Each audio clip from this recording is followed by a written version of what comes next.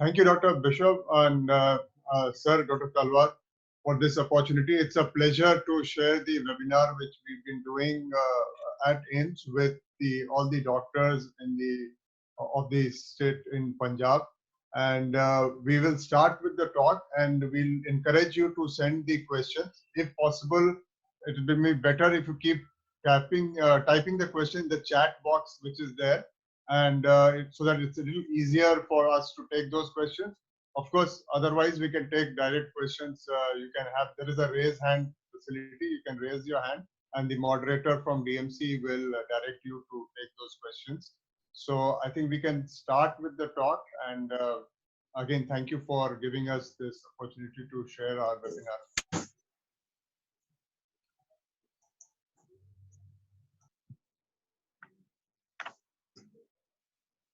Good morning, and welcome to this webinar series in which today we shall be discussing regarding the management of coronavirus, the COVID-19 that we are into these days.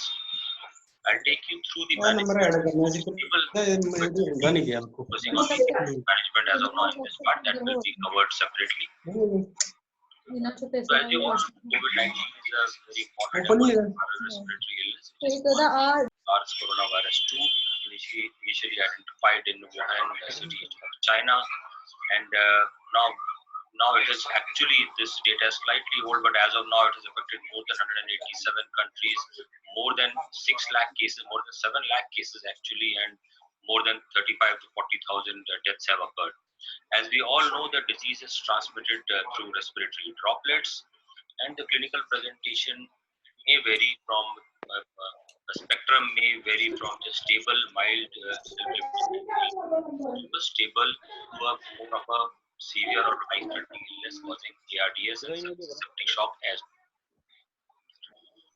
Just a little bit about the clinical symptomatology. The onset occurs mostly within 10 days of the exposure, and it's usually manifested with fever, dry cough, maybe sometimes and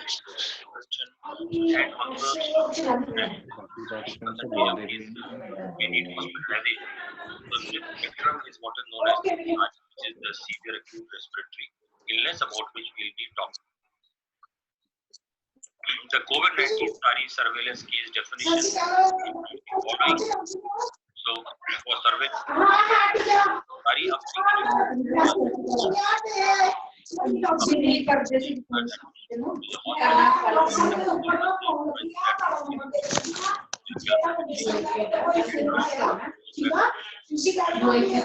history of international travel in the past 14 days previously to the symptom onset, and also the disease which occurs in a healthcare worker who has been working in an environment where patients are there with SARI, and we don't know about their place of residence or history of travel, or somebody who develops an unexplained or unusual clinical course, especially related to his respiratory symptoms, respiratory failure, and one doesn't really know his history of travel or place of residence, and there is no substantial cause kind of identified as for the illness.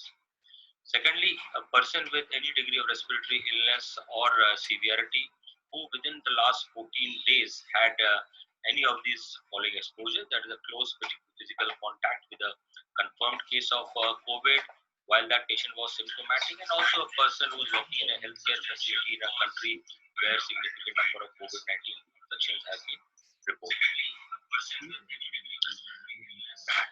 Continuing with that, the severity of illness also ranges from mild uncomplicated illness to severe complicated illnesses, and we won't go through all these definitions in detail, but mild illness, just like any other flu-like upper respiratory illness, non-specific symptoms, fever, dry cough, sore throat, a bit of nasal congestion, malaise, and headache. And atypical symptoms may occur in the elderly or those who are immunosuppressed. Then there may be the spectrum of mild, severe, or complicated, which may or may not be associated with any signs of severe pneumonia or severe pneumonia. And this is the important group in which the subjects have got tachypnea, they may have hypoxemia, or they may have severe respiratory signs of severe respiratory distress as manifested by the use of accessory muscles, not able to speak in complete sentences, and so on. And then there is another spectrum of the very severe complicated illness which manifest as ARDS type picture, may have sepsis, septic shock, altered sensorium, and other neurological features. So this spectrum is a kind of range of spectrum of the clinical. As far as management is concerned, I think management starts first with triaging. So when the person comes to the hospital with a particular symptom, then triaging is extremely important to identify the severity of the illness and also to initiate appropriate infection prevention and control practices. So initially, all patients with respiratory symptoms of fever, cough, and shortness of breath must be screened prior to entry to the healthcare facility. If possible, a phone number may be provided to the patients to inform the healthcare facility prior to the visit if it is feasible. Ideally, one should designate a waiting area for the respiratory patients, which should be more than 6 feet away from the general waiting area.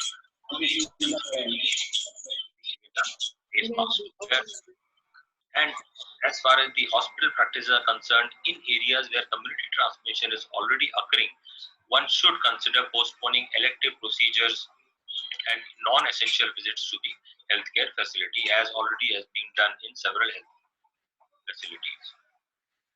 So here we can see the triage flow. So a general algorithm, any patient coming with fever, cough, or shortness of breath, we kind of analyze any of these of the following: a history of international travel in the last 2 weeks, a history of contact with any known confirmed COVID-19 patient, a healthcare worker, or anybody having unexplained severe acute respiratory illness requiring hospitalization. If none of these is there, then a person goes for the usual care for his symptoms and does not need any hospitalization or probably any further workup, or whatever workup has to be done at the discretion of the clinician. But if he does have any of these following features, then basically we have to sub-classify whether he is a mild case or he is a moderate to severe case.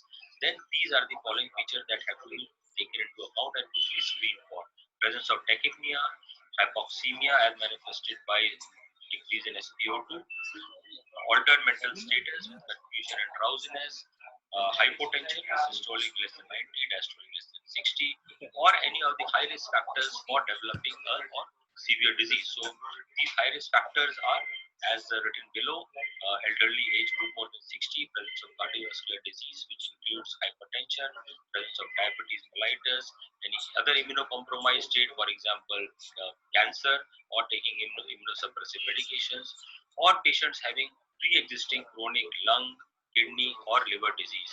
All of these fall into the category of high-risk patients who may go on to develop severe illness.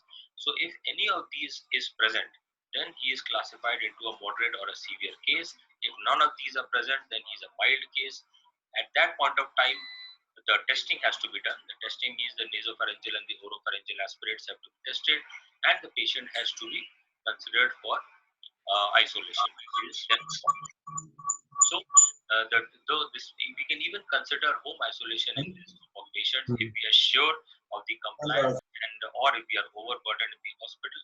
Home isolation is also possible, but he has to be very, very closely. And if he is test negative, then he follows the usual care as for any other patient.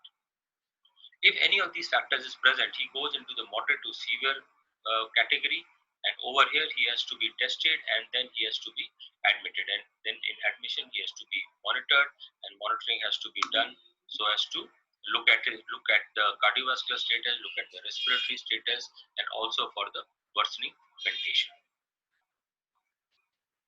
So any of the hospital admissions will be indicated in any one of these following being present, which we have already talked about: the tachypnea, hypoxemia, altered mental status, hypotension, and presence of any of the risk factors that we have already talked about.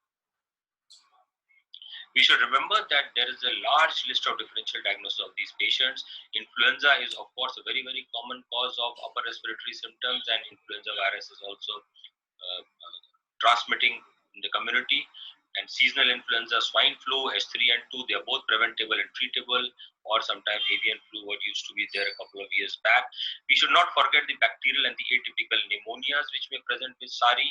We should also not forget various tropical fevers which were present with ARDS, including dengue, leptospirosis, malaria, and some other diseases such as rickettsia. So all of these should fall under the differential diagnosis when we are treating with a or dealing with a patient with respiratory particular scenario. Then sample has to be collected, and again in very brief, one has to collect nasopharyngeal swabs and one has to collect the throat swabs or the oropharyngeal swabs. And these are not the normal cotton swabs or the wood shafts that normally has to be taken. Ideally, one has to use sterile Dacron and rayon swabs, and then there is a particular way of taking that. So we won't go into those details right now, but those swabs have to be collected and shifted in a particular transport medium for. This is the upper respiratory tract samples, but lower respiratory tract samples may also be collected in those who have got radiographic evidence or a clinical diagnosis of LRTI in certain situations, because they may have some impact on clinical interventions. This include expectorate sputum, Usually this is not encouraged because of a risk of transmission of the disease while coughing or expectorating out the sputum. So this is not really encouraged. Tracheal aspirates and bronchoalveolar lavage can be done in those patients who are on a ventilator, who are intubated. So if required, these procedures can be performed. But because they can generate aerosols, very strict and very careful airborne precautions have to be used during these. If intubated patients are there, we can collect tracheal aspirates, and using a sterile collection trap, we should not send the suction catheter tip to the laboratory in this kind of a situation. There are just some certain useful practice points that take into account. Prognostication of these patients is also important. All persons who have got bacterial and fungal co-infections, they have poor prognosis. Older age, obesity, and other comorbidities also have a poor prognosis. So one group tried to take out a predictive score for mortality, and this score more than 12 was a higher predictor of mortality. This included multilobar infiltration in the chest, lymphopenia, bacterial co-infection, a presence of a smoking history, presence of hypertension, and age more than 60 years. So giving various points to all of these, a total score of more than 12 was predictive of a more higher mortality in this particular. So coming to the management per se, management of a mild illness usually does not require any hospital interventions, but isolation is definitely required to contain the virus transmission. If there is a small number of cases and facilities are available, it is advisable to isolate in hospital itself, because there would be better monitoring, there can be better supervision over there. Or if one can use the repurposed non-traditional settings. For example, if there is a huge big pandemic, large cluster of cases, then one can use stadiums, auditoriums, and hotels also. This has been done in certain situations. Or if not possible in hospital, then home isolation is also a good option, and one has to be just very carefully monitoring these patients to make sure that they are following the precautions, infection control precautions, which are required at that time to protect the family members and also the community. So very good counseling about the signs and symptoms of complicated disease also have to be told, so that the patient report back as soon as they have any other abnormal type of symptoms that may require. These are just some of the publications which came out the last couple of weeks regarding the patients who were infected in China, and they describe the clinical features as also the management. They were in JAMA and the NAG. The management of mild disease mostly is just like any other upper respiratory illness or mild lower respiratory illness, with antibiotics like paracetamols, good hydration. Antibiotics, for example, azithromycin or amoxiclavulinic acid, may be given if clinically indicated. If influenza has been strongly suspected or it has been diagnosed, then oseltamivir should be given, and the role of hydroxychloroquine will be taken up in subsequent times. There have been several myths and several rumors which have also been doing the rounds regarding the adverse effects of certain drugs which can be found to be harmful in this particular disease. So ibuprofen was one of them, and it was thought whether ibuprofen can worsen disease for patients with COVID-19. At present, the WHO says that there is no current available evidence to and fro that, so it does not recommend against the use of ibuprofen. And that is some of the myths that are being dispelled as of now, citing lack of current evidence for this. Then other therapies, for example, patients may have comorbidity, they may be taking antihypertensives. So those who are taking ACE inhibitors or ARBs, as of now, they can continue the same pending further evidence. There is no guideline recommending that they should not be given or they should be stopped. Also, a large number of patients may be receiving immunomodulatory agents. Immunocompromised patients are at increased risk for severe disease. So they may be on steroids, they may be on other biological agents. So that is for the disease, pre-existing disease that they have. In this situation, the decision whether to continue the treatment already going on or not to continue, because in this setting of infection, that again a blanket statement has not been given, and that decision has to be taken on a case-to-case basis. More often than not, it is advised to continue the standard therapy unless it is absolutely essential. Hence, the general recommendations for home management. So if most of the patients are fit to be kept at home, then certain guidelines have to be followed, and these are ideally the person should stay in a single room with an individual washroom. The patient movement in the house should be limited. Household members ideally should stay in separate rooms or at least stay more than 1 meter away. One should try and limit the number of caregivers. Preferably only one healthy person should be there with looking after the patient. Ideally, he should not be having any risk factors himself. Otherwise, he will himself be in a high risk category. Very good hand hygiene has to be followed, especially after any type of contact. Caregiver should always wear a medical mask whenever in the same room as the patient, and also by the patient when they are handling any kind of secretions, they wear the medical mask, and that should be disposed of properly as well. So there are separate guidelines for disposal of medical mask, and that guidelines should be. Again, to reiterate some of them, one should avoid direct contact with respiratory secretions and body fluids. Laundry should be washed with a regular soap and water or with a machine wash at 60 to 90 degrees temperature. Infectious waste should be disposed of as per as the local sanitary authority guidelines. Whatever is prevalent or existing at that place where he is residing, there should be no reuse of gloves or masks. All frequently touched surfaces should be disinfected and cleaned regularly and frequently with 0.1% sodium hypochlorite solution. So this is commonly can be made at home, and this can be done very common. This should be done frequently to prevent any surface to body contamination. Ideally, there should be a dedicated linen and utensil for the patient, and one should use gloves and plastic apron for handling laundry and cleaning for the surfaces. So these are some of the practice guidelines or the practices which must be followed for a person who is being managed at home. Also, they should be given a clear-cut message, and they should be told what are the risk factors, what are the symptoms which can worsen. They should be instructed to return to the hospital if they develop worsening of any illness or any new symptoms come. What is the time for which home isolation should continue? It is ideally till one gets 2 negative PCR tests more than 24 weeks or 24 hours apart, or till 2 weeks after the symptoms have resolved if repeat testing is by chance unavailable. So based on these two guidelines, one can then continue the home isolation, and after that one can label the person as. The other important group which needs defining and care is the contacts, the close contacts.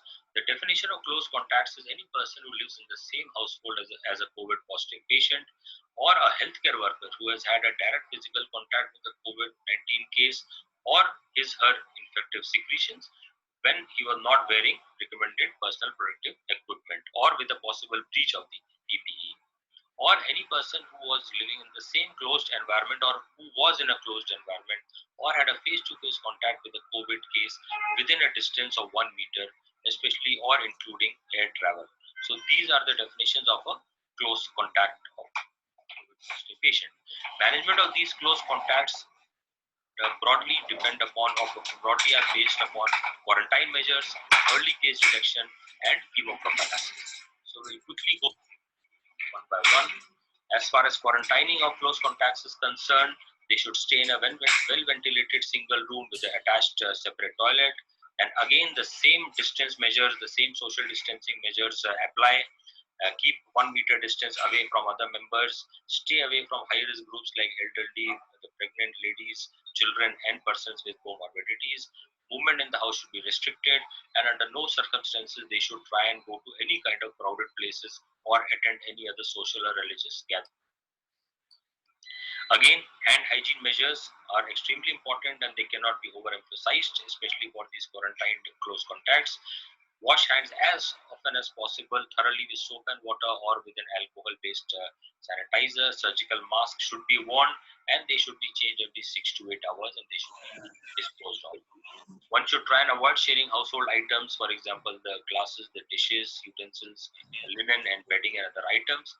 And the masks should be either disinfected using ordinary bleach solution or the sodium hypochlorite solution 1% prior to any reuse. So these are some measures taken for quarantine measures. For early detection of these close contacts, one has to quickly pick up the symptoms. If symptoms appear, any of the symptoms, they should immediately inform the nearest health center by phone. The asymptomatic, direct, and the high-risk contacts of confirmed cases ideally should be tested once anytime between 5 to 14 days after coming in contact with the positive patients. So at this point of time, testing should be done, and these guidelines are by the ICMR, and we have to keep in kind of touch because guidelines keep on changing. So this is what has to be done. An important question comes regarding the role of hydroxychloroquine in this particular situation. And hydroxychloroquine has been tested in vitro and in vivo trials, and they have found faster viral elimination in the patients with COVID-19 infection. However, in clinical trials, there is no evidence for the clinical use by using hydroxychloroquine as a prophylactic measure so far. ICMR has very recently recommended the use of hydroxychloroquine in the following settings only, and they have emphasized only in these settings and not as a blanket for all. So, healthcare workers who are directly involved in providing care to suspect or confirmed COVID-19 patient, they are eligible for hydroxychloroquine prophylaxis, and asymptomatic close contacts, household contacts of confirmed COVID patients, they are also recommended to take hydroxychloroquine as prophylaxis. And the dose in the first case would be 400 milligram tablet BD for first day, and then 400 milligram once a week for the next 7 weeks. Whereas in the latter situation, it is 400 milligram BD for first day and 400 milligram once a week for the next 3 weeks. So again, remember, these are the only two situations as of now where prophylaxis is recommended. It is not recommended anything beyond that. It is not recommended for all healthcare workers across the board who may not even be coming in contact or who are not engaged in taking care of suspected respiratory or COVID positive patients. So this is an important message that one would like to give to everybody, because already this has led to shortage of hydroxychloroquine. So this kind of a panic situation should arise. So that was about the management of stable patients. Now for the hospitalized patients, again, some general measures have to be followed. General investigation may be done, that is the CTGs, LFTs, ABG, blood culture, and a chest X-ray as a baseline, and other investigations can be done as per clinically indicated. That may include investigations for heart failure and other comorbidities. Close monitoring of the vitals have to be done, that is needless. Supplemental oxygen therapy, whenever a person is hypoxemic or in respiratory distress, it is the first thing to be initiated at around 5 liters per minute, which may be increased using a face mask with a reservoir bag to maintain the SpO2 more than 94%. That should be the target SpO2 as of now. One should adopt a conservative fluid strategy because we know that very aggressive fluid strategy, very aggressive intravenous fluid administration may worsen oxygenation and may actually lead to more need of mechanical ventilation. So in a potential situation of ARDS, we really don't need to give a very stringent high fluid kind of a antibiotics. Empirical antibiotics may be given according to the setting. For example, depending upon the hospital setting where the person may be working, if there is any evidence or a suspicion of CAP or a HAP, then empirical antibiotics may be given. Oseltamivir may be given if there is a significant circulation of influenza virus in the community of that particular area. And of course, all the patients' comorbidities have to be managed and treated accordingly, whatever is there. As of now, there is no routine use of steroid therapy unless it is indicated for any of the comorbid conditions. So, steroids per se for COVID-19 is not currently. In severe complicated COVID-19 infection, we have to recognize hypoxemic respiratory failure early. Apart from the face mask and reservoir oxygen, one may consider high flow nasal cannula or non-invasive ventilation also in highly selected patients, but with very, very close monitoring for clinical deterioration. NIV usually is not really recommended because it is an aerosol generating procedure, so one really does not want to place the health workers and the surrounding environment also at risk. So if at all it is required and if one wants to kind of give a trial to prevent intubation, one may do with very, very strict infection prevention and control systems. But we should remember that NIV should not lead to a delay of intubation if the person develops ARDS. So one should not actually cause increased mortality because of that.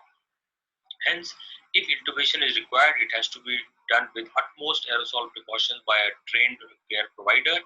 Mechanical ventilation should be performed and the setting should be as per the ARDS protocol. That will be dealt with in a separate webinar, the acute management of the patients with respiratory failure. Septic shock must be recognized and treated early with aggressive hemodynamic monitoring, and one has to prevent all the other complications and give the supportive care as one does for any critical illness patients, including TB prophylaxis, stress ulcer prophylaxis, and mobilization.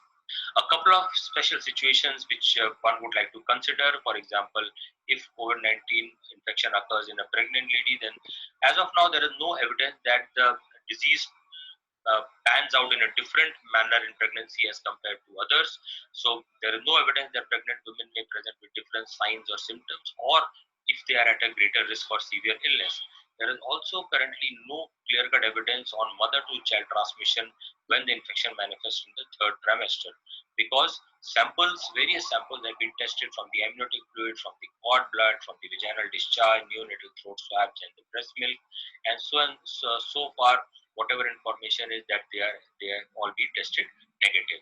The mode of birth should be individualized based on the obstetric indications, and all routine care should be given as routine has to be given to these.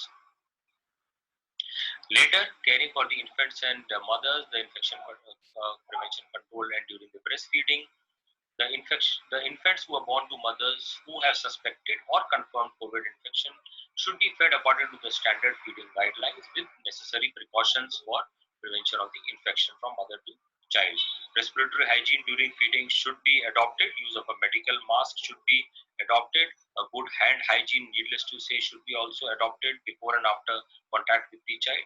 And precautions should be taken to clean and disinfect the surfaces in which the symptomatic mother has come in contact. There are several pharmacological therapies which are also under investigation. As of now, there is no approved specific antiviral drug for COVID-19 till date. However, several therapies are under investigation and trial. These include hydroxychloroquine or chloroquine, which we will discuss subsequently. Then there are antivirals like lopinavir, ritonavir, which have been tried in successfully in HIV, and they are now being tried in COVID as well. Other antivirals, nucleotide analogs such as remdesivir, we'll see that in subsequent slides. Vitamin C is also undergoing clinical trials as an antioxidant and also as an anti-inflammatory agent. Then there are certain other antibodies, anti-antagonist, anti-inflammatory, anti-interleukin antibodies. For example, the tocilizumabs have been tried and they are also undergoing clinical trials, thinking of the possibility of a cytokine surge and a sudden acute inflammatory response. And others like interferon beta are also being under consideration. A word about hydroxychloroquine and chloroquine. Both drugs have in vitro activity against SARS coronavirus. Hydroxychloroquine has relatively higher potency. A recent French study used hydroxychloroquine for 10 days and showed significant reduction in the viral carriage at day 6 of treatment, although the improvement in clinical outcomes was still not very well studied. The addition of azithromycin, they showed increased efficiency of viral elimination, but there are certain adverse events that has to be taken into account, such as the cardiac complications, cardiomyopathy due to prolongation, long-term use may lead to retinopathy, and there are some effects on the hepatotoxicity, the liver and the bone marrow.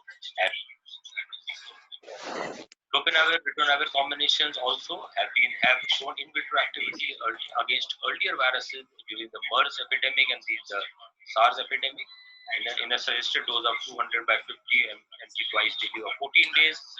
In an open label trial in China, in about 199 patients with severe COVID infection, they did not find any significant improvement by using this drug. So basically, there was no difference in clinical improvement. There was no difference in 28-day mortality as well. So as of now, it is recommended. Then another drug, which is the remdesivir, which is the nucleotide analog, inhibits viral replication through premature termination of RNA transcription. So it has some activity against SARS coronavirus 2 and related coronaviruses. Again, the dosing which is used in the ongoing clinical trials are in intravenous use, but right now, again, only in the context of clinical trials, it has been kind of suggested. It is not in any routine clinic as of now. Vitamin C as an antioxidant, again, the concept is in sepsis, there is a sudden cytokine surge, and it is postulated that vitamin C may help to eliminate the alveolar fluid and kind of reduce the inflammatory damage, and also reduce the vascular injury caused by this inflammatory damage. So, and also the concept that vitamin D deficiency may be related to increased risk and severity of the inflammatory infection. So, with this concept, vitamin C may be tried, and it has been kind of recommended in the high risk situations. Talking about the IL-6, we have already just discussed about that. IL-6 inhibitor or antagonist can be tried to reduce the inflammatory response or the cytokine storm. And the tocilizumab is an IL-6 antagonist or inhibitor which reduces the cytokines and other acute phase reactants. And it has been seen that the cytokine profile, which resembles HLH in associated with COVID-19, that enhances the disease severity and leads to higher mortality. And it is the cytokine storm in this situation is characterized by a rapid influx of several acute phase reactants, including the interleukins, the GM-CSF, the tubal necrosis factor alpha as well. So probably this agent might target them and might lead to clinical benefit. Again, this is under investigation. And this was one study which looked at this particular agent in China, where they found that the predictors of fatality were elevated ferritin, and thereby they thought that maybe ferritin and inflammation is one of the factors associated with the higher mortality. So the treatment guidelines kind of recommend this particular agent for severe COVID-19 and those having elevated IL-6 levels. And there are certain drug reactions, and that we need to know. The bone marrow suppression, hepatotoxicity, and immunosuppression are known side effects, and that has to be kept in mind. Lastly, WHO has started off a multicentric international RCT called the Solidarity Trial, which they are testing on confirmed COVID-19 patients, and then they are randomizing them to several different treatment groups. The chloroquine, the remdesivir group are antiviral combinations, and antivirals along with interferon beta versus standard therapy. So this has been launched, and probably we'll have to see in the next couple of weeks or month how the results come out to be, and maybe we'll have some more information related to this one. And apart from that, other things have also been tried. Interferon beta, then injection of convalescent serum has been tried. This is from patients who recovered, and then their convalescent serum was then tried on to other active patients in order to try and develop immunity and reduce the viral load and the viral burden in this. Ribavirin also, but as of now, these are not standard therapies. Numerous vaccine candidates are under evaluation, but as of now, none of them has actually got any kind of approval for use per se for use, because they are all under investigation in various.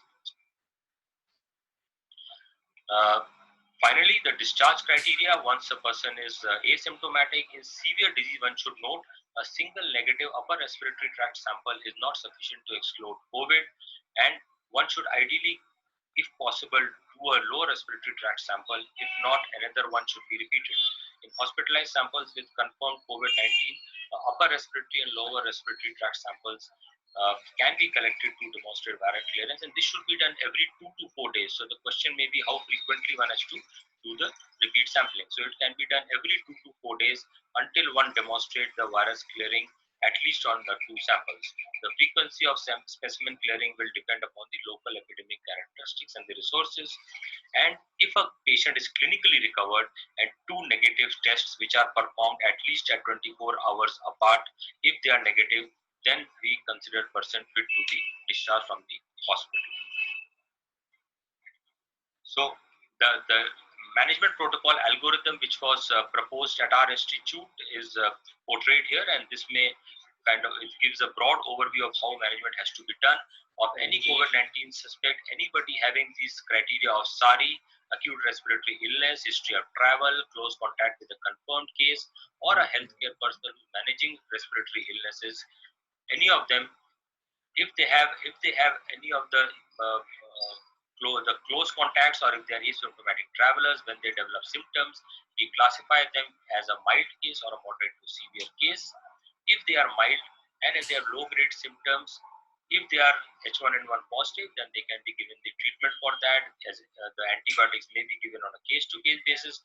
Otherwise, broadly, more often than not, they are only given symptomatic management with paracetamol.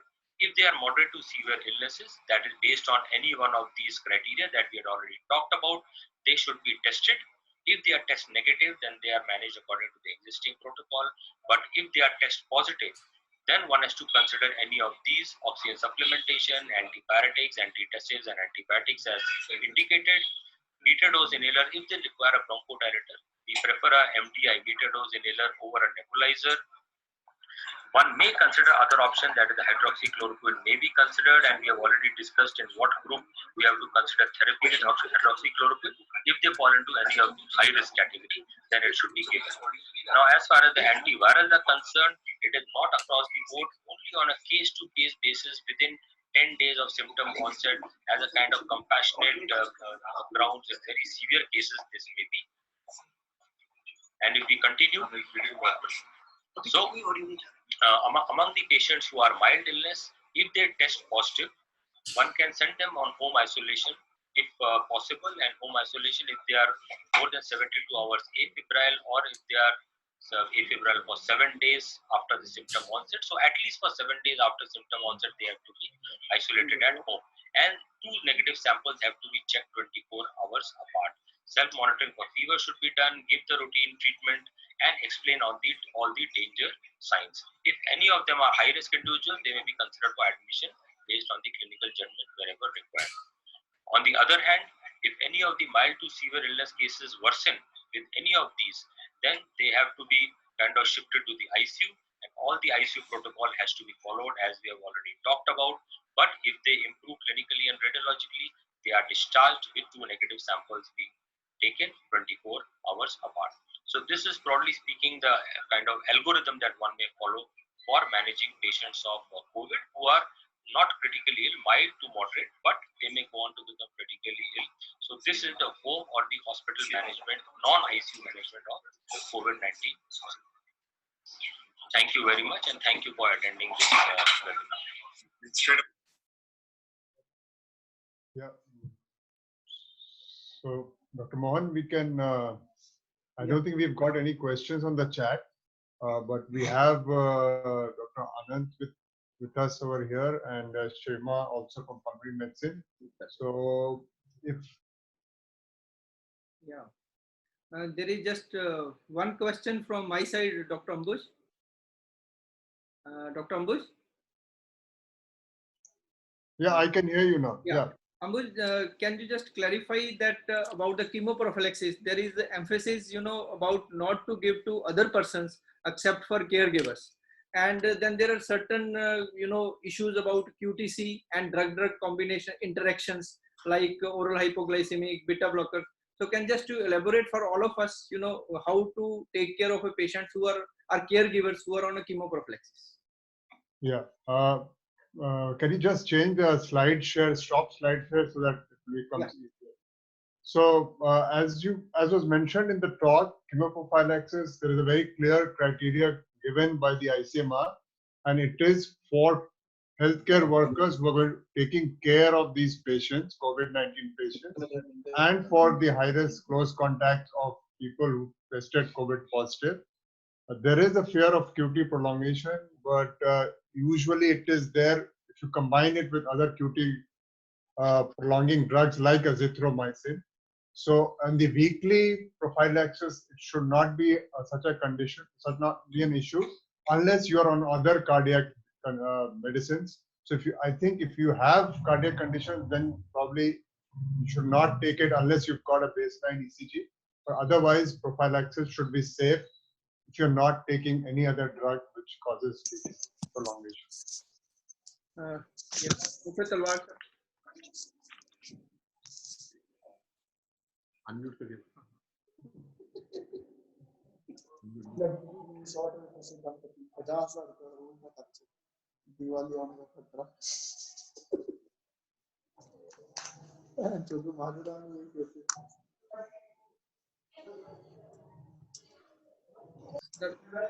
Sir आवाज नहीं आ रही, repeat करेंगे sir?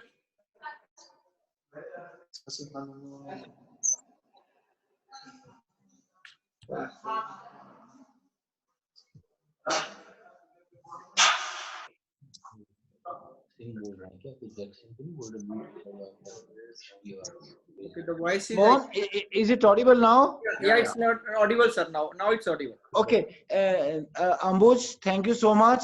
Both and to Anant also. I have just one question to Anant. Before I think others also then may ask. Anant, can you clarify at what stage you should use hydroxychloroquine plus azithromycin combination at what stage in a patient who is positive? Because this is another thing, though the study from France did show some viral lessening effect of this particular, but at what stage in a positive patient you feel that we should give this combination? Number one. Number two, the vitamin C that you mentioned, the studies that probably are from China is mainly where they have used intravenous vitamin C. Of course, there also they did not show much benefit. But do you think we should give a oral vitamin C, and if to how much dose you recommend for oral vitamin C?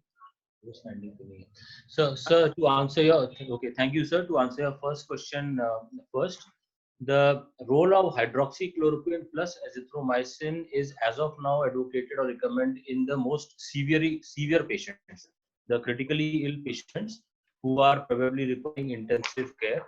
Because again, most of these are not evidence-based recommendations. They are based only on either in vitro studies or a few observational uncontrolled small trials. So, and then there is obviously, we just talked about the possibility of QT prolongation by giving combinations of hydroxychloroquine with azithromycin also. So, although the risk benefit might favor, in severe patients, but that is the only group in which it is recommended as of now. So, and the others, the combination is not. As far as the second question is concerned, again, the intravenous vitamin C, of course, they have tried. It is not really feasible in our setup. Oral vitamin C, yes, but again, evidence to that is pretty much lacking as far as COVID is concerned. It is mostly being advocated as an immunomodulatory, immunoboosting, or an anti-inflammatory kind of a drug, or maybe it has antioxidant properties as well. So using these properties, it is thought that it may have some benefit. As far as the dose is concerned, right now I'm not sure about any dose finding study for this. So probably there is no fixed dose to recommend as of now. There's one question. Anybody from the? There is one question from Dr. Isha Arora. She says, I have a question. So am I right in saying that if a patient tests negative, 2 samples 24 hours apart, even after say 7 days of testing positive, can he be discharged safely, and will that patient require any home isolation after being discharged? Isma, you would like to take that question? So in this case, if the if the tests come negative, then the patient, that is the discharge criteria. If you've got two negative samples after 24 hours, then the patient can be discharged. So that obviously assumes that the patient is asymptomatic and clinically already recovered. Quarantine we will be is for 14 days of the total disease duration. The virus can still be shedding. So on the safer side, though there are no guidelines per se, it is better to say that the patient be in home isolation because the patient might still be having some viral shedding. So you recommend another 14 days of home isolation if is to be discharged in stable condition. Discharge. Thank you.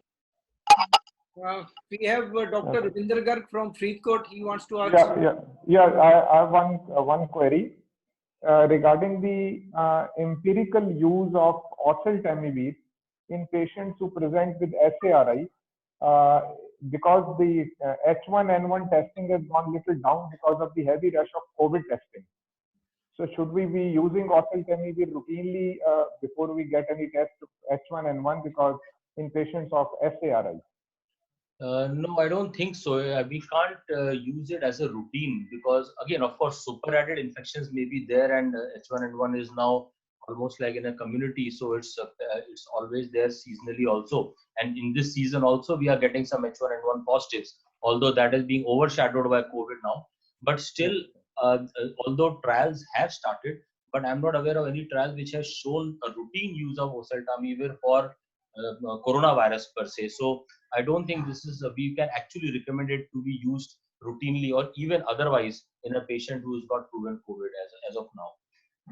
Sir, not in COVID, just in patients of SARI. No. Because I don't think, because that would amount to, because it's such a common, SARI is also can be because of so many other causes. It is not that it is only because of H1N1. So again, routine use is not really advocated as of now. Because of rush of COVID testing, there is some problem in the H1N1 testing because of heavy rush of COVID testing, in fact. We have with us Dr. Sibia from Patiala. He is head of the department from medicine from Patiala. So he can just give his remarks because they are looking after a few cases of COVID in Punjab. Dr. Sibia.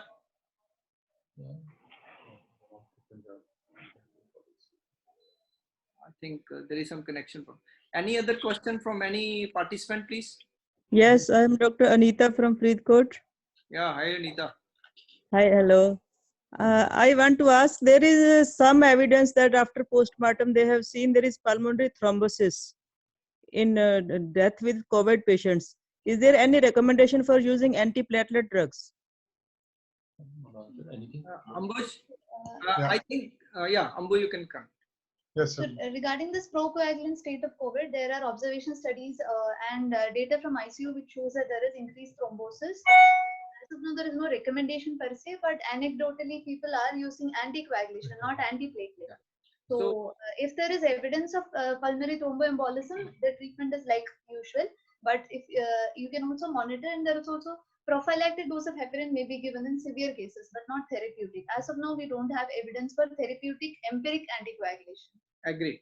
I think the prophylaxis, as the usual prophylaxis, which has been recommended for serious patients in the ICU, should continue if it is not a contraindication. Otherwise, at present, there is no evidence to say that we should do a therapeutic trial of anticoagulation. Any other question? I just wanted to ask. Dr. Sandeep Puri wants to know from Dr. Anand Kumar, please. I just wanted to ask that is there any radiological criteria for the discharge of patients?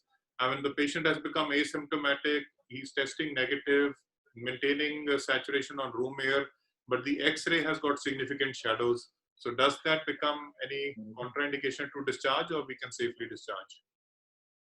See, like in every other disease, the radiological response may sometimes lag behind the clinical response. Right.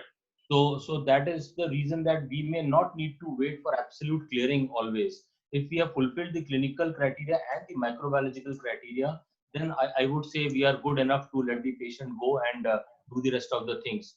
Radiological clearing alone should not be the criteria for not discharging a person if all the other things are being satisfied.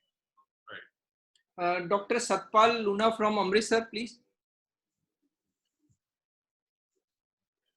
We'll have to unmute him. Yeah. Oh, he's already unmuted. Yeah. क्या आएगा?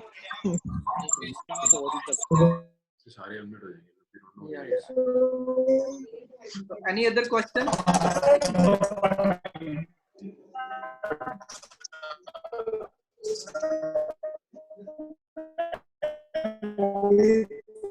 Yes. Good morning, sir. I am Surgeon Kapurthala, Dr. Jasmeet. So, sir, there are certain patients who have findings in X-ray as well as in CT, sir, but the sampling becomes negative. So, do we have to test them again? First, do we have to send the sample again? Dr. Just- Anand Kumar, please, can you just answer this, sir? Ambuj, am I audible? Yes, sir. Yes, sir. Okay. Ambuj, Sorry, we were unmuted. Yeah. Now. Yeah. the, yeah. For retesting, there is no specific criteria given, but if you have clinical suspicion of COVID, then you can do. WHO recommends a retesting if there is good clinical suspicion of the disease. And a repeat sample, if the patient is intubated, then a repeat sample from the lower respiratory tract may be sent. But there is no specific guideline as to when to repeat the sample. So, it is our own discretion. One or two reports have said you can repeat at least every 2 to 4 days also, but that is an arbitrary kind of a number. It is not hard and fast. But if the first sample is negative, but still you have a high suspicion, then one has to repeat, preferably from the lower respiratory tract. So, right, sir. And the second question is, supposing 15 people, a cluster is living together, and only out of 15, one is tested positive, others are negative. So, do we have to do the test for those negative patients or the persons again? Yes, you have. They have to be quarantined first of all, and Yes, we have to watch very closely for any symptoms. And ideally, our repeat testing has to be done anywhere between 5 to 14 days of contacting, the contact with that person, or whenever it was. if they don't develop any symptoms. No, any time, at any point of time, even if they are not, they don't have symptoms, because a proportion of patients may actually be asymptomatic also. So to be on the safe side and to pick up those asymptomatic cases, testing has to be done if there is a definite history of contact with a positive patient. So they have been tested, but they turned out to be negative. So that depends upon what was the time period they were tested at. So both together, all the 15s were tested together, living together. Only one came out to be positive. So those negative are asymptomatic. Are they have to? Do they have? We have to test them again then? So the testing, ideally, I'm asking what was the time duration from the contact with the patient to the time they were tested. That should be at least 5 days later, between 5 and 14 days of the contact which occurred. If they were tested too early, it may have been missed. Doctor, any other question? No, sir. Thank you. Any other specific comment, Dr. Ambuj? No. Are there any other questions? We can take that. Otherwise, okay. But I'd also like to say that there is a 24-hour national. This number is here for doctors who can contact at this number, and it's a 24-hour facility. This is the National COVID-19 Teleconsultation Center, and this number can be utilized by all doctors in case there are issues with medical management, and it's attended by a manager who usually is a student who's managing it, and he kind of directs you to the relevant clinician in charge to answer those questions. If they are related to anesthesia, then we have people from the ICU who are going to answer these questions, or from pulmonary medicine. So this number can be utilized for all kinds of medical consultations. So if there is no other question, I think Dr. Talwar can say some few words at the end, sir. And Bishop, I'd just like to add all these webinars and others, they are on. There's another very nice webinar by Professor Anjan Trikha on how to rapidly set up an ICU. And there are other webinars also, which are available on AIIMS telemedicine. Yeah, I have YouTube. seen that, Ambuj. That was beautiful. So Yeah, many so people have seen. We will share that contact. Even this has been recorded, so we will share this with the all other participants who are, not able to see that on the YouTube. Talwar sir.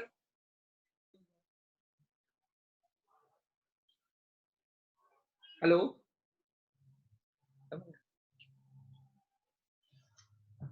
Hello, is it audible now, Mohan? Yeah, it's audible, sir. Acha. But Amboj, well, thank you so much, yours and Dr. Anand and your other colleague for sparing time, because I'm sure this exercise will help our specialists in the periphery, and I'm sure if they have some doubt, they will contact on the number that you have mentioned for more clarification. Of course, I think maybe Mohan, I think we can also have Dr. Trikha's webinar also one day involving our critical care people kind of thing, just to share the views and share interaction, because I think the small observation that our colleague from Amritsar felt, that when these two patients were positive that we lost, that as you intubate them within a short time, I mean they worsen very quickly. So is it there's just suddenly sort of a kind of a thing? So I think we'll sort of thank you so much, Mohan. You have been a great. So whenever you say, sir, we will have another after a week, maybe after 3. Whenever you say. Help to Punjab, sort of help. So I think we will sort of get back to sort of them. I'll see then when we can have this session. We have some. Well, huge thanks to Ambojji's team and Mohan, to you also for coordinating. And I am sure from behalf of all our colleagues from the Punjab specialist from Medical College, I thank again to you as well as Amboj and his team. Thank you so much for this. Thank you, sir. thank you, sir. Thank you. Thank you very much. Okay.